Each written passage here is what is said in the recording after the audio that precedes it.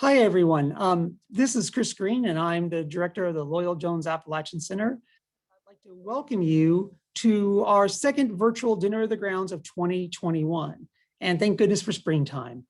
Our next virtual Dinner on the Grounds will be on April 21st, just one day from Earth Day, and it will feature Greg Abernathy, Executive Director of the Kentucky Natural Lands Trust, who will be presenting Kentucky Wildlands, Biodiversity, Climate Resilience, and Just Transition.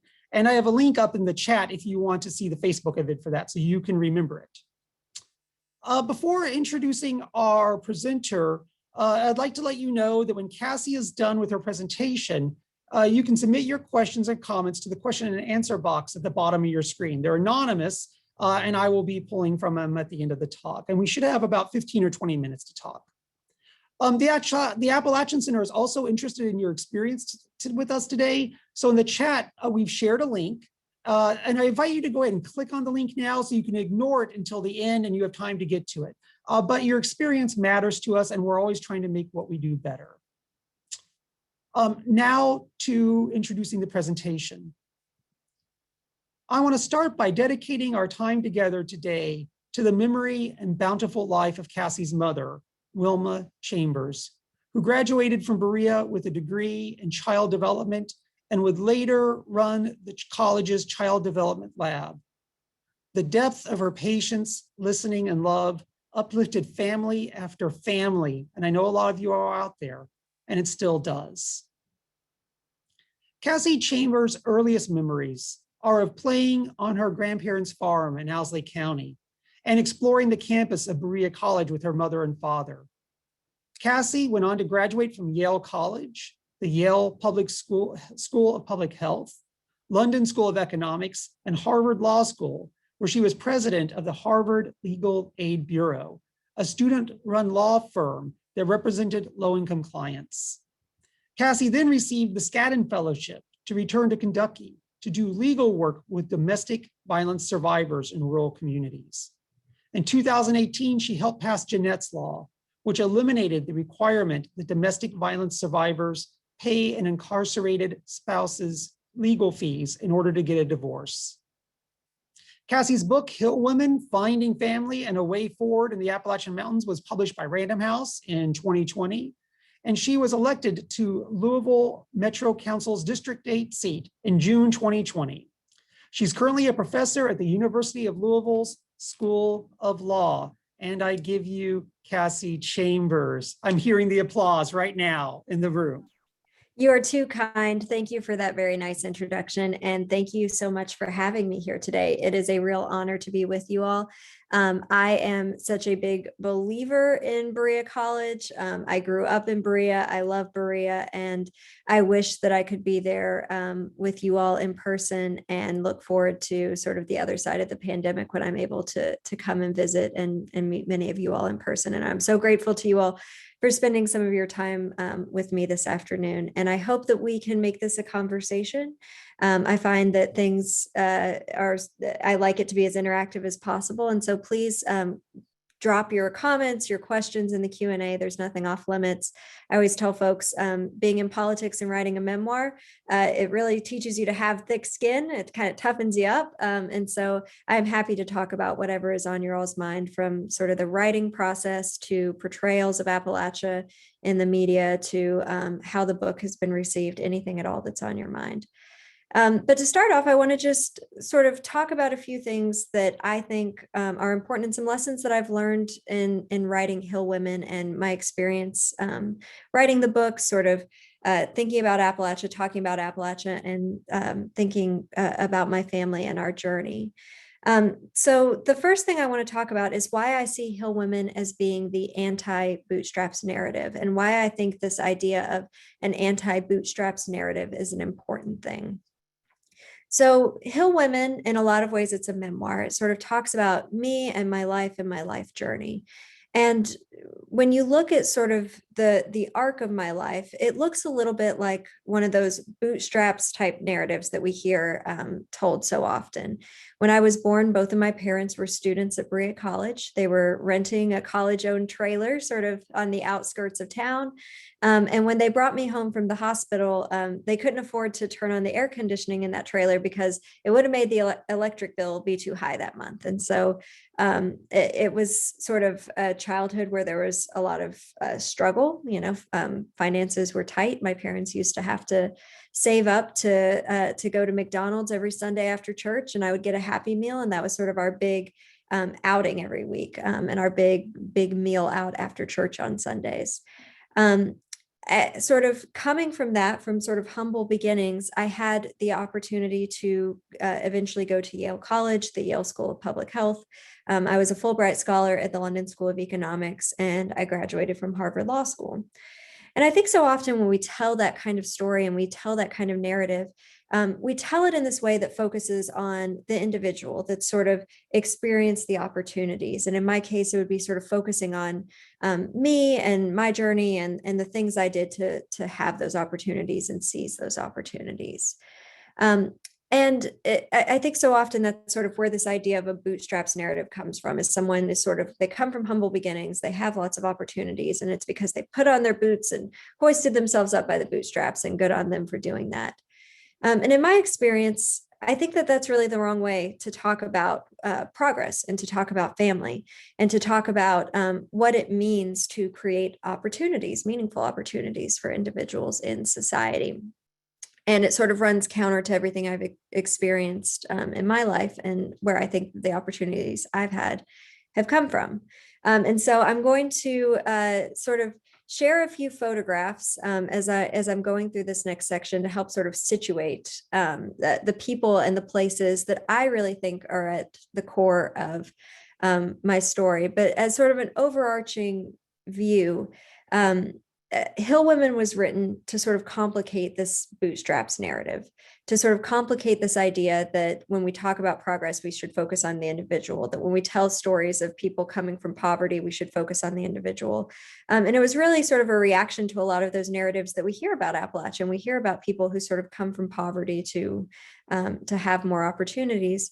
And an attempt to sort of complicate that narrative by talking not just about me and what I've done, but really talking about the people, the places, the social institutions, all of the things that were part of my journey and that fed into me sort of having the narrative that I've had. So I'm going to go ahead and start sharing my screen here.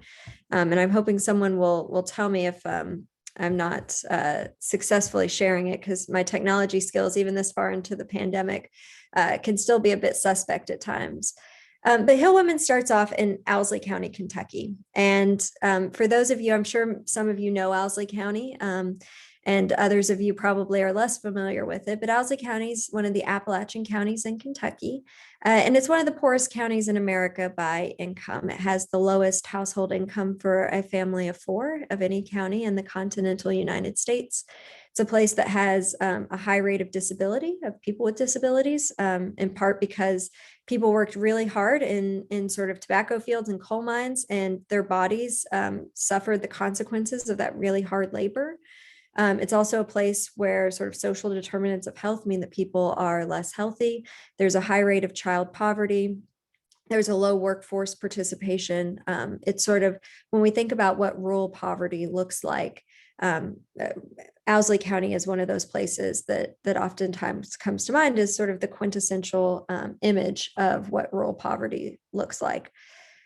Yet, in my experience, although Owsley County is certainly a place that has a lot of problems, and problems that we need to be talking about and elevating and lifting up and trying to find solutions for, it's also a place that has a lot of hope and a lot of creativity and a lot of grit and a lot of possibility. And so just as an initial matter, I think that when we're talking about struggling communities, and we're beginning to sort of tell these more complicated stories about opportunities and where they come from, it's important to think about how we balance those things, how we balance this idea of a place that has problems and a place that also has creative, gritty, hopeful people, and sort of is a place where hope dwells in abundance. And so I want to read just a little bit, a passage from the introduction of Hill Women. I promise I'm not going to read at you all too much, but I will read a few excerpts as we go through our time together today, just to sort of situate how I'm thinking about Owsley County and how I'm talking about Owsley County. And so I'm reading from the introduction here, where I am sort of rounding one of these hills that you all can see in the background of this picture, and beginning to sort of go into the holler where Owsley County is. It's hard for me to know which part of Owsley County I should show the rest of the world. Presenting the broken, falling in places helps people understand the extent of the poverty. And I do want them to know how deep it goes. Maybe if they understand it, they can help fix it. But I also don't want them to think that this poverty is all that exists in Appalachia. To see Eastern Kentucky as hopeless, broken, dirty. That's not what I see when I look at this place that I love. Some people look at this image of poverty with a sense of disgust. They see unkempt humans living in unkempt homes. Others view it with a sense of pity, those poor people trapped in such awful circumstances. I try to look at it with a sense of respect, to remember how hard they are working to survive in the overlooked corner of the world that they call home. That last view of Owsley County feels the truest to me, even if the other views fit more easily into the categories outsiders want to create. For me, there's hope in the spirit of a people who find creative ways to exist in a community that has systematically marginalized them. In men and women who take care of each other, even when the outside world does not take care of them. In people who broke their bodies in tobacco fields and coal mines to make a living in the only community they have ever known. We don't take the time to see it, the hope in the poverty, the spark against the dreary backdrop, the grit in the mountain women. And so from there, Hill Women goes on to talk a little bit about those sort of the spark, the grit in the mountain women, and the women that shaped me, and the women that changed my life and provided me with all of the opportunities that I was talking to you all about at the start of our time together. And so this is a picture of my family's farm in a little holler called Cow Creek. And this is where Hill Women really begins to unfold. And Hill Women starts going back 3 generations, because I think for me, that's where every opportunity I've had starts at that point, starts with my granny. And this is a picture of my granny and my papa here. And my granny was someone who, she had a really tough life. She dropped out of school around the 3rd grade. She lived in a house that was so cold at night that her blankets would freeze because sort of the holes in the wooden boards. She never really had a childhood. And now that I'm a mother myself, I think about how different her childhood was, as I think about sort of enrichment activities for my kids and play dates and things to let them have and enjoy a childhood. I think about the fact that my granny never had any of those things, that from the time that she was able to work, she immediately began working. And she worked hard her entire life. And I love this picture of her because I think it really captures her spirit and her essence, that although she didn't have a childhood, she wasn't able to get the education that she wanted. She found a lot of joy in her day-to-day life. And you can see the intensity with which she is kissing my papa here. That was who she was. She was someone who loved intensely, who loved her family intensely, who danced as she sort of cleaned her house, and played Ralph Stanley, for those of you who out there who are Stanley Brothers fans, played music and just really embraced and loved life to the fullest. And although she didn't have the opportunity to get an education for herself, somehow she had come to understand that education was an important tool. And I think a lot about where that came from, how she was able to wrap her mind around the importance of education when it was something so far outside of her experience and outside the experience of her community at that time. Most people didn't graduate high school, let alone sort of go to college, sort of leave the holler that their family was in. Family was so important. And I want to be clear that I think family and sort of community is still important. I think people make legitimate choices to value those things and stay in the area that they're from. And so I'm going to talk a little bit more about that later on, but I just want to say up front that I think that those are certainly legitimate choices people can make. But somehow in all of this, my granny decided that she wanted to have a child. She wanted all of her children to be able to get an education because she understood that it was this tool. And sort of one by one, she wasn't able to actualize on her dream. She wasn't able to make it happen. She had 7 children, and one after the other, they each had to leave high school, drop out, help out on the family farm. A lot of times they sort of, her children would tell her that they felt a sense of shame of going to school because even though they lived in this poor area, they were one of the poorer families and they got made fun of for wearing the same clothes every day. A lot of times they would get into fights because those of you from Eastern Kentucky know the sort of honor of your family, the pride of your family is an important thing.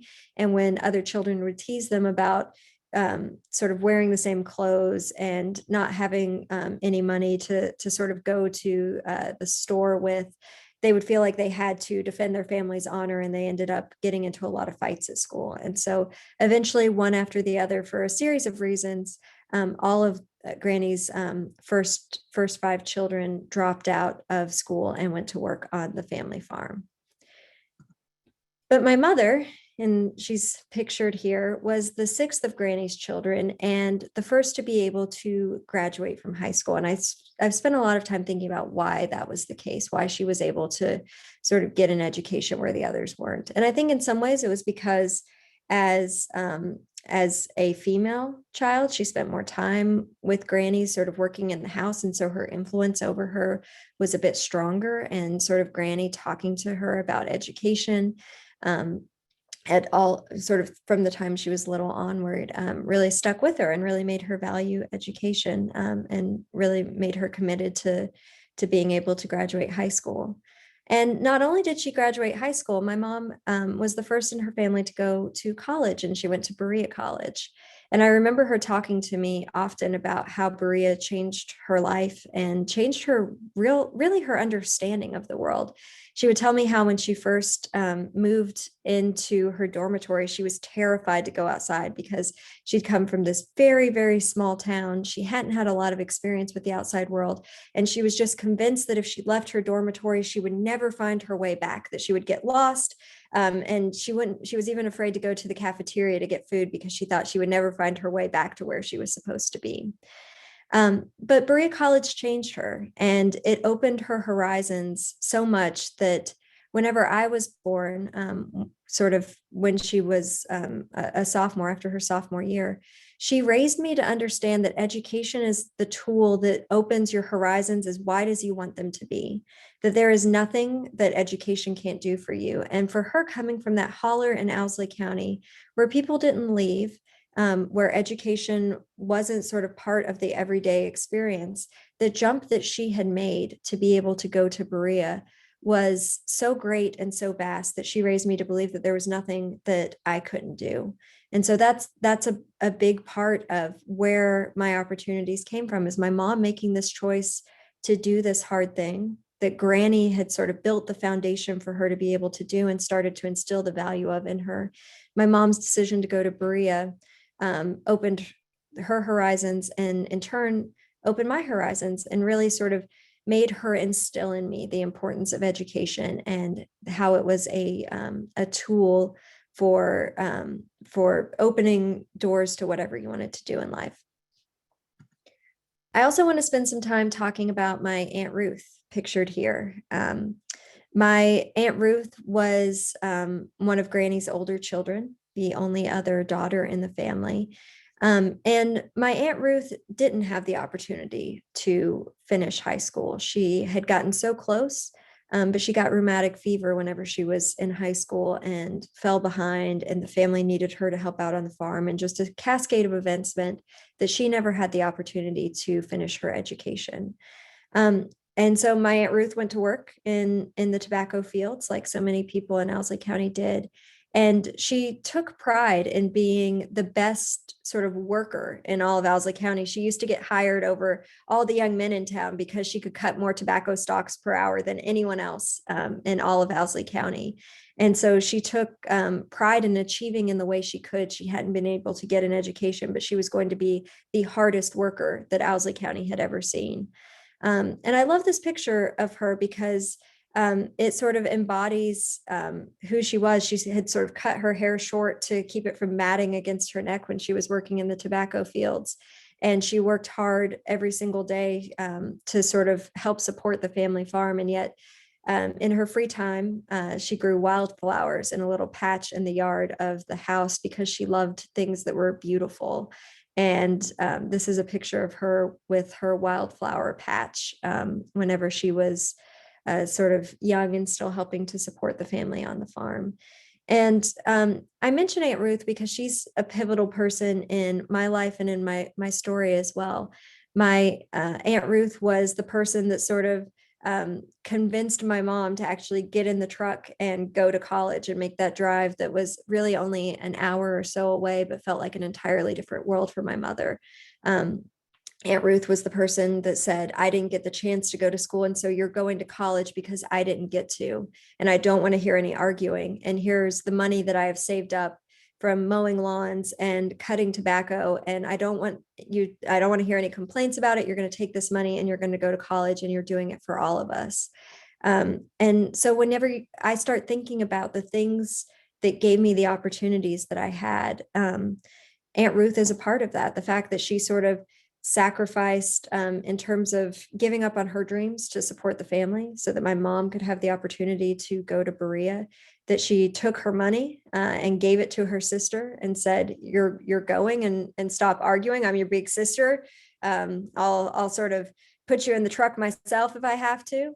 And so I think that so often when we tell these stories, again, we don't focus on sort of everything that happened to build up to the point that one person has an opportunity. And I think it's important that we start to talk about the family members, the generations that came before, other people's choices. For me, also sort of different programs, government support, policy systems, I think are also a part of the story. When I was growing up, we got food stamps for a while. We were on Medicaid for a while. And so all of these things, the way that community, the way that family, the way that policy structures come together to provide opportunities, I think is important. And I think too often we don't talk about it. It's harder to talk about sort of the complicated anti-bootstraps narrative of it all.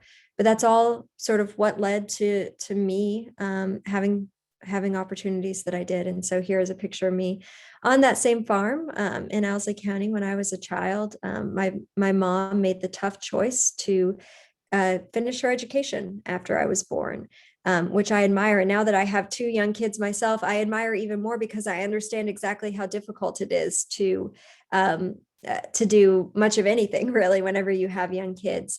But it shaped me, being able to watch her study and learn. And I remember walking with a babysitter to be there to meet her whenever she would get out of classes when I was a child. And that experience sort of seeped into my core and very much influenced the way that I saw the world and the way that I thought about education and so many other things. And this is a picture you can see, that's Aunt Ruth there behind me as I'm sort of running on the farm in my childhood. And another way that Aunt Ruth is a part of the story is she continued to be a support for my mom and for me as I grew up, because my mom, when she had finals, when she had midterms, when she had a lot of reading, she was young and trying to finish her education because that's what was going to move our family forward. And so Aunt Ruth and Granny and her family continued to play a supportive role as I sort of grew up, and my mom juggled being a young mom and a wife and a college student. So I'm going to stop sharing photos and sort of take it from here, but without the PowerPoint. Hopefully someone will let me know if my technology has failed me. But so the next thing I want to talk about, sort of, moving from this idea of the anti-bootstraps narrative and this idea of talking about family, talking about social systems, talking about all the complicating factors that lead to progress, is this idea that sort of the stories we tell matter. And so the reason that I wanted to start telling this anti-bootstrap story, sort of telling my narrative, was in response to the way that I felt like other stories about Appalachia overly simplified. narratives that looked very similar to mine. And so I can just call it out for what it is. In 2016, there was a book called Hillbilly Elegy that I'm guessing a lot of you all might have experience with, and a lot of you all might have read. And on the outside, that story looks kind of similar to mine. It was someone who sort of had Appalachian ties in their background, was sort of born into poverty, and then went on to have these experiences at elite educational institutions. However, I sort of looked at this narrative. I looked at Hillbilly Elegy. I looked at all of the other narratives that were becoming so popular about Appalachia around that time. And I realized that although the arc of our stories looked the same, the sort of meaning that I ascribed to it was very different, because again, I didn't see it as sort of being a story that was focused on me. I saw it as a story that was focused on the generations that came before me.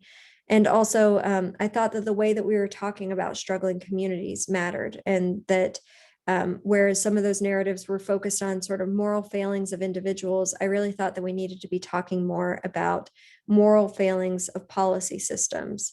And so I will say, I didn't know that I really had a story worth telling until I sort of saw Hillbilly Elegy. I saw the way that people were reacting to it. I saw just how many people were interested in reading it, and how that became all that a lot of people knew about Appalachia. And so I felt sort of compelled to tell my story as a counterpoint to that, and as a different way of thinking about it.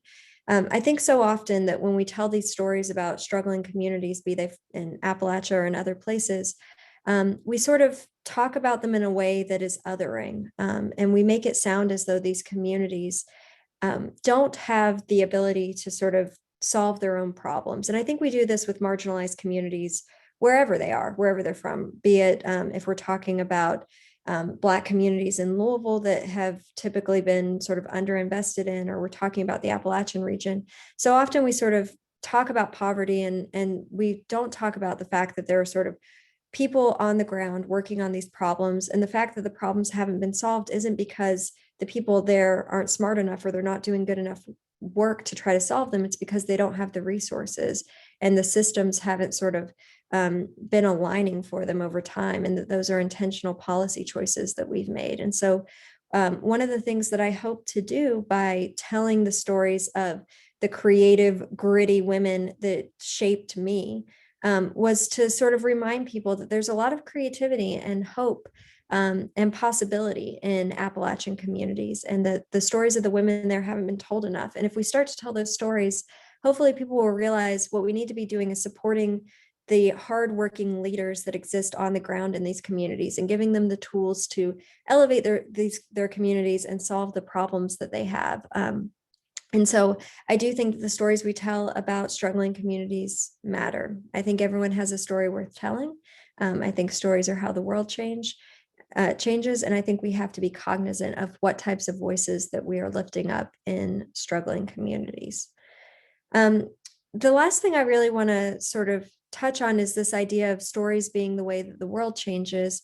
And to do that, I want to talk a little bit about what sort of happened after I graduated from Harvard Law School, and sort of the way that I came to terms with thinking about family, thinking about community, thinking about where I came from, and what had shaped me. And so for me, when I was in law school, that was when I started to understand the way that my granny, my Aunt Ruth, my mom had sacrificed and worked hard, and sort of given me the things that I had and the opportunities I had. And for me, I believe that whenever you come to that understanding, that you are sort of the product of your community, or the product of other people's choices to lift you up and support you, you're morally compelled to sort of pay those opportunities forward.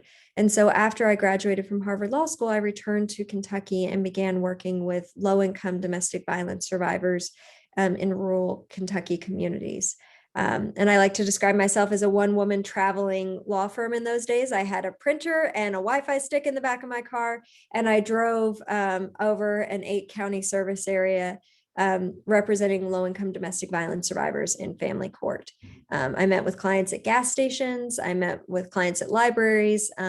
It was sort of trying to find ways to provide legal services to a whole bunch of people that needed them. A lot of people don't realize that for civil law matters such as divorces, custody cases, protective orders, which is what I did, you're not guaranteed an attorney. And legal aid services are the way that you can get an attorney. But I was the only free family law attorney for an entire 8-county service area. And so sort of the wild, wild west of legal practice. And I will say I came to understand a lot of the shortcomings of our court system during my time doing that. And that's part of what has led me to be a law professor now and teach about access to justice, is realizing the ways that not having an attorney sort of changes the outcome of your case, the ways that accessing the court system, which is a branch of government that you have to pay to utilize, sort of the ways that that system could be set up better, the ways that that system makes it hard for folks without a lot of money to really be able to make their government, make this particular branch of government work for them. And so in my time with legal aid and doing that kind of work, that's really when I began to understand the importance of stories. I think a good lawyer is a good storyteller. I think that if you can sort of tell the story of someone and why they need a particular type of legal relief, that makes that's sort of how you get a good outcome. And I think for most things, when you're seeking some kind of change or some sort of decision, that storytelling is so important. The way you tell the story is so important. And I want to spend just a few minutes talking a little bit about my experience with Jeanette, because I think it illustrates the power of stories. So Jeanette was a client of mine that I met who had suffered sort of years of physical abuse. Right before she came to me, her husband had physically assaulted her, sort of raised a loaded gun, fired it at her, and the bullet had ripped through her clothing, and to the point that there was a bullet hole in her shirt, and her shirt was in police custody for a long time. And after that sort of assault, and also that time her husband had sort of crossed a line and assaulted their child, and for her that was she was like, now it's time for me to leave, I'm ready to move on with my life. And so she came to me trying to get a divorce, trying to get a protective order, and it was my job to sort of steer her through that process. And there was a quirk in Kentucky law at the time that although Jeanette came to me because she couldn't afford an attorney, that was the definition of why I was representing her for free through this legal aid program. There was a quirk in Kentucky law that required her to pay for her now incarcerated husband to have an attorney. And I want to be clear, I think requiring folks to have an attorney is a good thing. I think legal representation is important. But the problem was who had to pay for that attorney. And in this case, it was Jeanette. It was the person who had sort of suffered this horrific violence for years, who was being forced to pay for an attorney for the person who had perpetrated that violence, although she couldn't afford an attorney for herself. And it made her feel as though the system was designed to work for him and not for her. It made her feel as though the system was unjust. It made her feel re-victimized. And so Jeanette and I decided together to change the law. And at first, Jeanette wasn't sure sort of how involved in this process that she wanted to be. But as it sort of started moving, and as there was a bill introduced, and as lawmakers started to get interested in this problem, Jeanette started to speak out about her personal experience and about her story. And she went and she told her story to every media outlet, every newspaper, every reporter that was interested in it. She talked about really personal, vulnerable things. She showed pictures of her bruises from assaults, and they were broadcast on the nightly news. But she used her voice to make this issue a story, and sort of seeing the power of that. Once she started doing that, it was just a matter of weeks before a bill that sort of bore her name, that was called Jeanette's Law, sailed through both houses of the Kentucky state legislature and was signed into law. And those of us who have been following the session this year or any year know that it's really hard to get bills to move and to get them to sort of become law. And the fact that hers moved so quickly, it didn't take years, it took weeks, I think is a testament to the power of what happens when someone tells their story. And so I would encourage everyone who's tuning in and listening to think about what your story is. What's the story that you can tell that can make something better? What's the story you can tell that could change something and help someone else? I think we all have that story in us. but figuring out what it is and how to tell it is sort of the challenge. And I'd be happy to have conversations with anyone who wants to sort of brainstorm around that.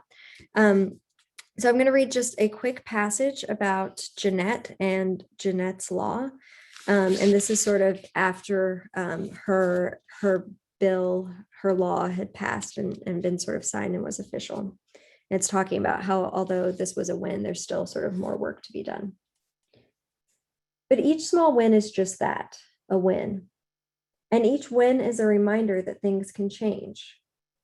These wins are also a reminder that people who have been victimized, be it by a spouse or by an unjust system, are nonetheless powerful. Some people portray survivors of domestic violence as weak. Some people portray the women in Appalachia the same way. I think Jeanette's story illustrates the opposite. When given the right tools, support, and environment, these women are capable of changing the world.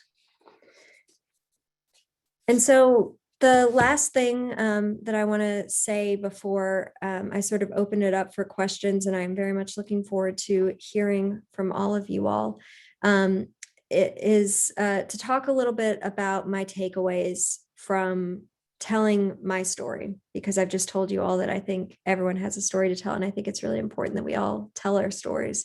And so what have I learned from telling mine, from sort of thinking about these generations and these women and all of these complicated things and what it means to have opportunities and to be a part of a family and a community. I will tell you, I thought that when I started writing Hill Women, that I was going to come out of it sort of understanding the problems of Appalachia and being an expert on them, and that I was going to interview family members and read social science reports and be able to sort of lay out my 5-point policy plan for the future of Appalachia. And sort of and distill really the meaning that I thought that my story had. And I'll tell you, in some ways, I've come out of it seeing things as even more complicated than when I first started. And so the thing that I'm going to end with is just a really short passage from the end of the book, sort of reflecting on this idea of what are the takeaways that I have about Appalachia and I have about telling my story. And then I'm very much looking forward to hearing your questions. But this book is now complete, and I don't have all the answers I'd hoped to. I still struggle with how to balance the many delicate and competing concerns. Talking about the problems Appalachia faces while highlighting its strengths. Recognizing the importance of tradition while still supporting innovative change. Encouraging community-driven solutions, along with bringing outside resources to the region. I wish I had more solid conclusions to share, but in the end, it's the complexities of Appalachia and the people that live here that needs sharing the most. Today, more than ever, I'm glad I've told these stories. I hope they have shown people the surprising nuances of the region and its problems, so often reduced to a singular stereotype. I hope they have made voices from the mountains ring louder and helped people see the potential that exists here. I hope they bring attention to an area that we often allow ourselves to overlook. The people here deserve that. And so with that, I'm going to stop talking at you all, and I look forward to hearing any questions, comments, reflections, thoughts that you all might have. Cassie, I'm applauding. I imagine everybody out there is too. I can feel their energies coming in. What I will share before we get to questions is that Cassie has decided to forego the honorarium for this. And so we're going to be able to buy books for 30 Berea students. So if you all out there, because I saw so many staff and faculty, if you know those students who need that book, just email me or Heather Dent, and we'll see that they get a copy of that book in their CPO. So thank you for that, Cassie. You didn't know we were going to be able to do that.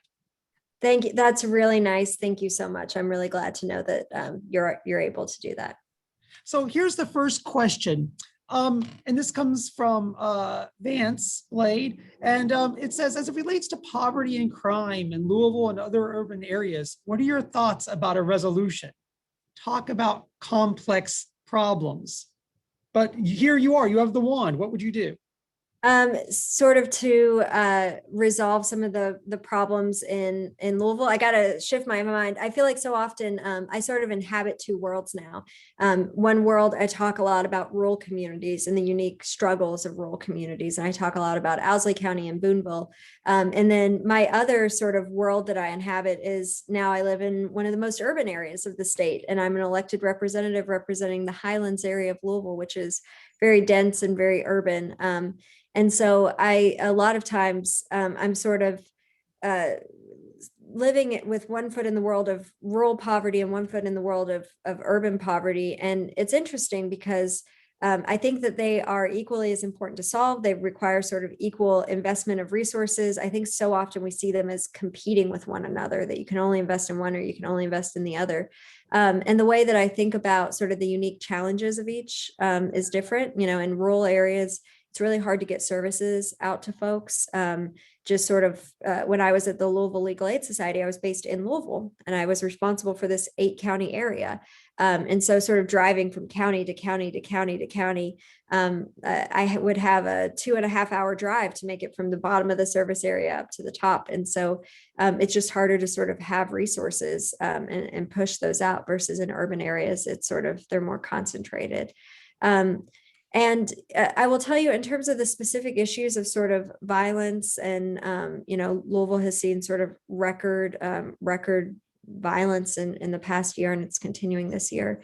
And we've been having a lot of conversations that make me hopeful about this idea of investing in upstream interventions, and the idea that if you focus on making communities safe and healthy, providing people with opportunities, sort of looking at the opportunities to intervene, particularly with youth, whenever there's sort of a first, they start to get a little disconnected, sort of those interventions to pull them back in and help them get into the workforce or continue with their education. And so I think increasingly, as we think about, you know, we know that sort of studies show us that the single biggest factor that's tied to violent crime is poverty. And so if we can think about those sort of solutions to really address the needs of a community, create these upstream interventions, I think that that's one way that we can sort of tackle that problem. It's a really multifaceted problem. Thank you for that answer. Very thoughtful with it. Our next question is from an anonymous attendee. They say, "So great, thank you. I love that you center these conversations around women. I'm curious if you have any thoughts about the strength of how the strength of Hill women intersects with gardening, cooking, farming, etc." That's an interesting question. You know, I think so often that the women in Appalachia, there's always been this idea that there's sort of power concentrated in the private sphere. And so when you say sort of cooking and gardening, it makes me think of that sort of private sphere power that my granny was running the show, although my papa was the one who sort of was in town and talking to people, talking about politics. My granny was the one that was running the show and sort of saying, you know, this is how we're going to do things. But it was very, it was very sort of private sphere focused. And one thing that I've been able to sort of work on and work with a lot of women on is increasingly, we know that women in all communities are underrepresented in sort of public facing decision-making roles.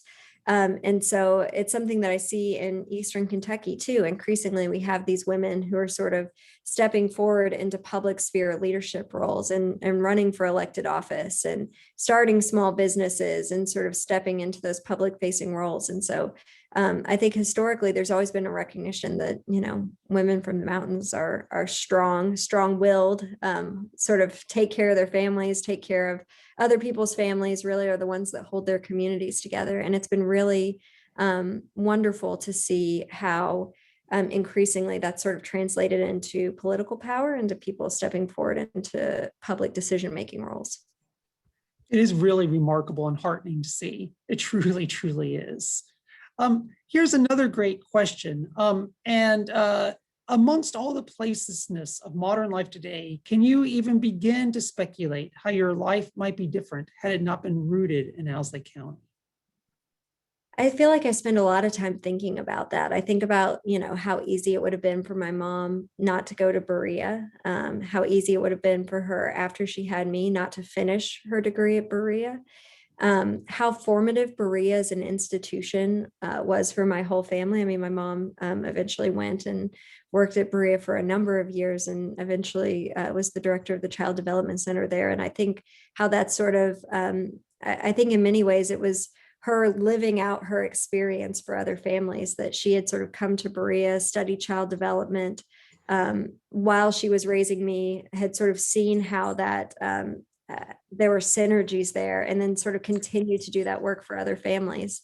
And so I think a lot about those sort of happenstance things that happen in our lives, how different if she had sort of made a different decision, if my granny had made a different decision, if I'd made a different decision. And I think that's why I feel so grateful. And I feel like I owe so much to the people that came before me, because, my mom and my granny and my Aunt Ruth did hard things, and they did them not for themselves. They did them for me and for the generations that would come after them. And I think that that's such an important thing for all of us to take to heart and internalize, is that when we think about our own lives and the choices we make, we should do hard things, not just because they're going to help us or the people we know now, but because they're going to help our community in the future.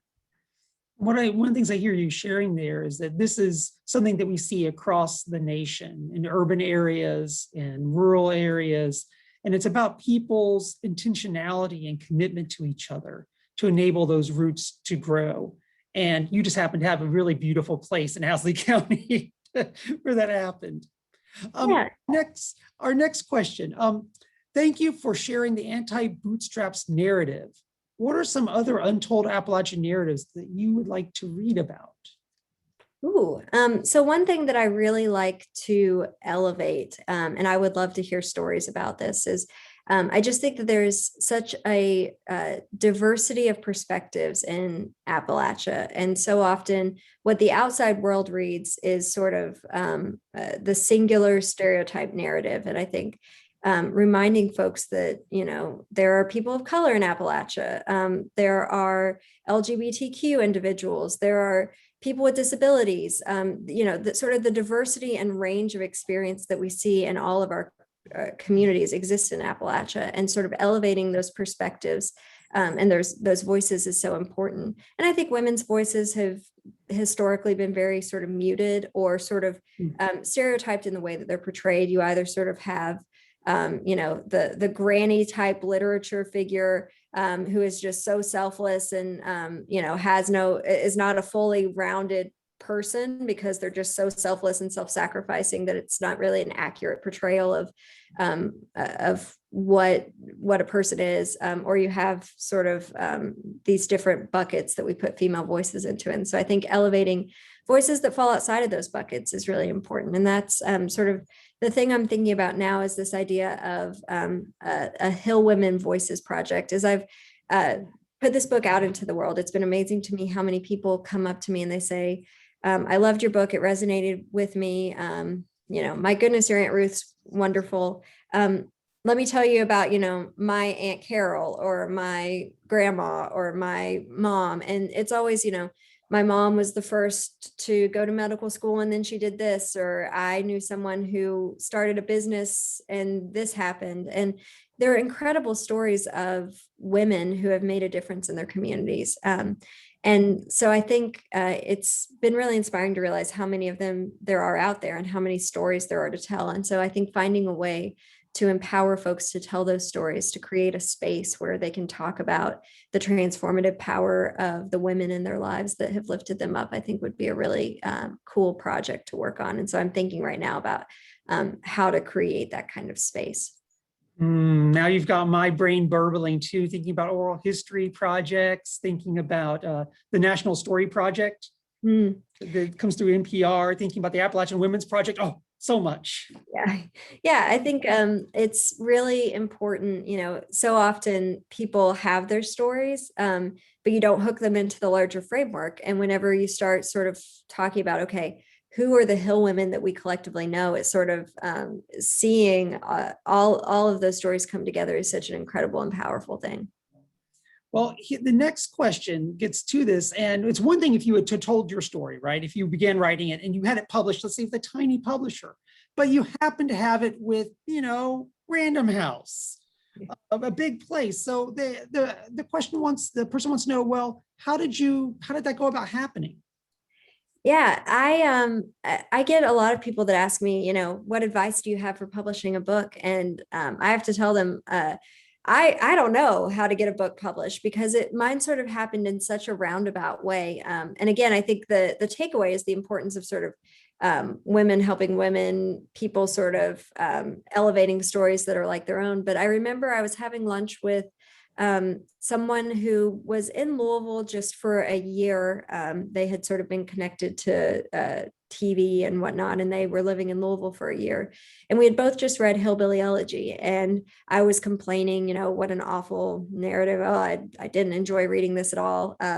And she said, well, why don't you just write your own book then? And I said, haha, sure thing. I'm going to write a book. I never thought that I would be someone to write a book. I always had loved writing, but it seemed like writing a book was a hard thing. And I hadn't yet sort of realized that I had a story that people might be interested in. But she connected me with an agent, a young woman from a background similar to mine, who in turn connected me with an editor who was also from a rural community and also believed in the importance of elevating rural stories. In this case, rural stories from North Dakota, very different than rural stories in Appalachia, but there were so many commonalities in our story that she felt really strongly about it. And again, I think that's so important to sort of connect and find commonalities with other communities that have been marginalized and other communities that have struggled, because I do think so often we sort of see them as at odds when instead we should be sort of building together. And I tell everyone that I think having an editor that you really like is so important when you're writing a book like this, because it's going to be almost like a therapist who's in your ear the whole time, sort of saying, no, let's dig deeper. No, let's get more emotion. No, tell me, really, I want you to reflect on this and rewrite this and give me some more deep digging about your thoughts in this moment. And so I worked with this incredible team of sort of 30 something women to create this book and put it out into the world. And it was really cool. Whenever it did come out pre-COVID, my editor and the agent and sort of the team of women all came down, and we went to Owsley County, and we got to spend some time with Aunt Ruth and sort of see the family farm, which is now, the house is almost dilapidated, but we sort of traipsed around and checked things out. And it was a really cool experience to be able to share with the team. Well, as a writer and knowing lots of writers and helping them be published, to hear that story gives me hope for New York too. Yeah, I think I'm realizing that if you find people that sort of have similar backgrounds, have similar stories, want to elevate similar voices, that's really helpful in getting your story out into the world. So the next question, I generally don't share who the person is until I release it, but this is from our president, Lyle Ruloffs. What writers from about Appalachia have influenced you most? Whose messages and themes seem to be most important?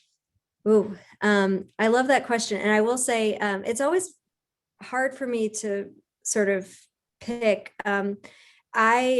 The Appalachian writers community has been just so incredible at sort of welcoming me in. And I didn't even realize there was this community. But the other day I did a panel with Silas House. I'm guessing some of you all know him, and Lee Smith, sort of the godmother of Appalachian literature in a lot of ways.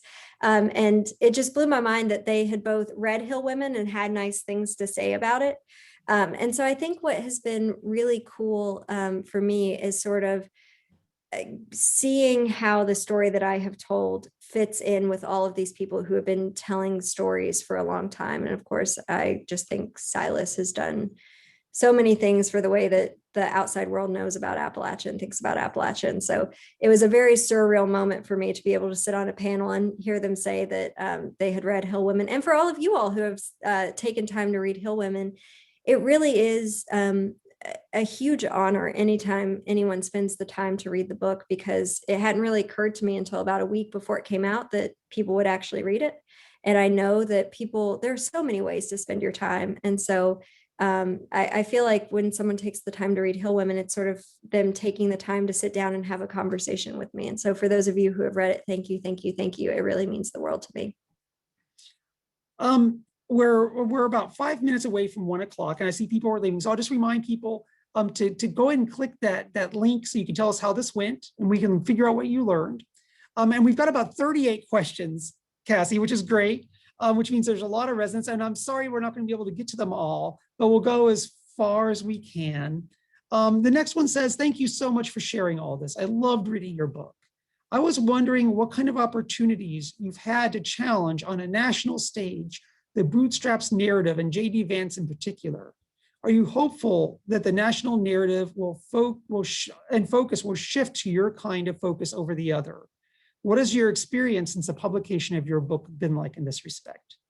Yeah, well, thank you for that question. And I will say any questions I don't get to, I'm happy. My email is just cassie.h.chambers@gmail.com. You can send me your questions. You can tell me that you want to talk about writing. I'm happy to chat with anyone at any time. And hopefully you all can push out that information to anyone who's interested as well.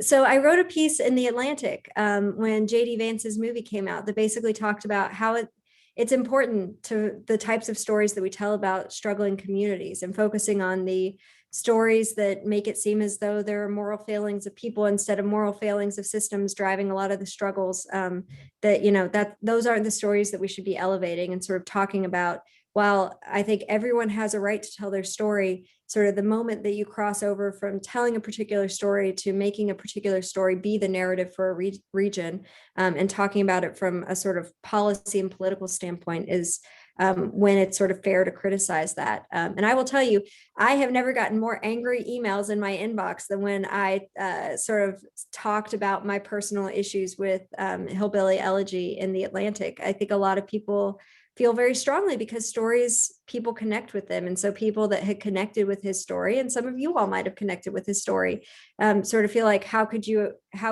attack that story? How could you sort of say one type of story is better than another? And I think it's just a good reminder that we all feel so motivated by the stories that we hear. It's also a good reminder that writers, it'll give you tough skin. I'm telling you, sometimes people, they sit and they write really long emails, and you're like, oh, you really didn't like what I wrote at all. But I will say overall, the experience of putting the book out into the world has just been incredible. And I feel so lucky. One of the last events I got to do pre-COVID was a book launch event in Lexington. And for me, the entire point of writing this story was to elevate the voices of women from the mountains and tell more complicated stories and change the narrative. And I wanted people like my mom, like my granny, like my Aunt Ruth to feel proud of this book. And I knew my Aunt Ruth felt proud because she'll sometimes call me and she'll say, I talked to Melinda and she says, I'm the hero of your book. And, she's not a prideful woman, but I can tell how proud she is in those moments. But at that event, it was at Joseph Beth in Lexington. I don't know a lot of people in Lexington. I was wondering if anyone would show up. And 15 minutes even before the talk started, the room was just jam-packed with a lot of Berea people, a lot of people who had driven from mountain communities because they had read Hill Women and they felt like it represented them and it represented their family. And they just wanted to give me a hug and have me sign their books. And it was one of the most touching, moving experiences, was sort of seeing how those women, which that was who I was trying to reach, how they felt heard and they felt connected to the book. And so I always love hearing from people that the book resonates with, and happy to talk to anyone who sort of feels like it touches on their story, or they want to sort of connect. Like I said, I always love hearing from people who have read it and have a story of their own to share. Well, our time is at the end. And Cassie, I want to thank you for sharing your story, right? And inviting other people to share theirs and helping us to see in those stories that we share these resources of making the world happen. And those resources are each other. Mm-hmm. And these questions that people have asked have all gotten to that. And I wish you the best of luck in continuing to go ride the wonderful surfboard that is your book into more talks and to keep gathering those stories as well. Thank you. And thanks so much for having me. It's been really great to be with you all. Thanks.